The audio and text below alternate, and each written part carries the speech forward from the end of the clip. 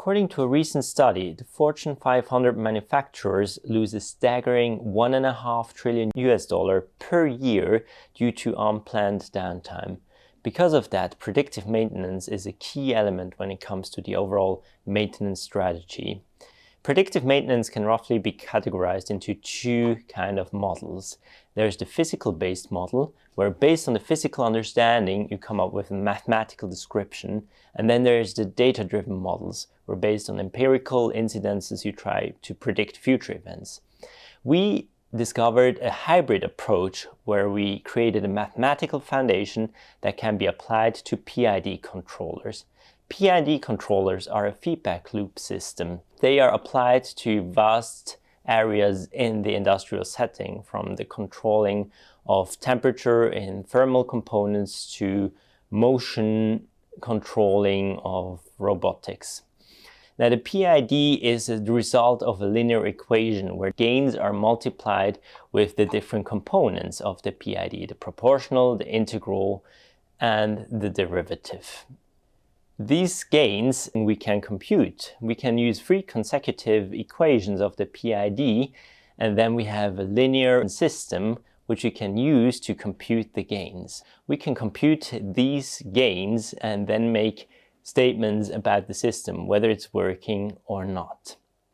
And because these gains don't contain any information about the processing, we can actually centralize these gains using a federated learning approach.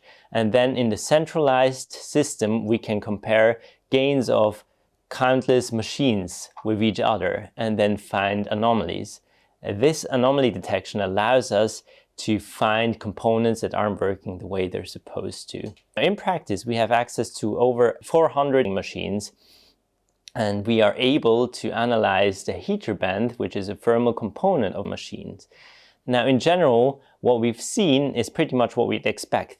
The gain values of the PID controlling the thermal element are configured at the installation phase of the machine, and afterwards they're rarely changed. So in general, we have a normal behavior where, given some noise in the data, the computed gain oscillates around the true value, the actual gain.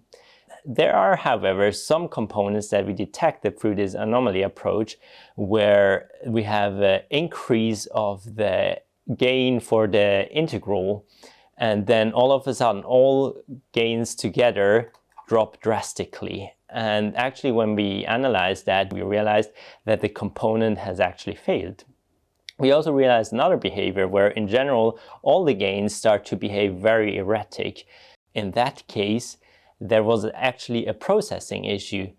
This is a perfect example on how, through this analysis, we're able to detect issues with other components, processing issues, not just for the component that the PID is actually controlling. Applying this analysis to a large scale of real-world data made us confident that this can be an essential future approach for predictive maintenance.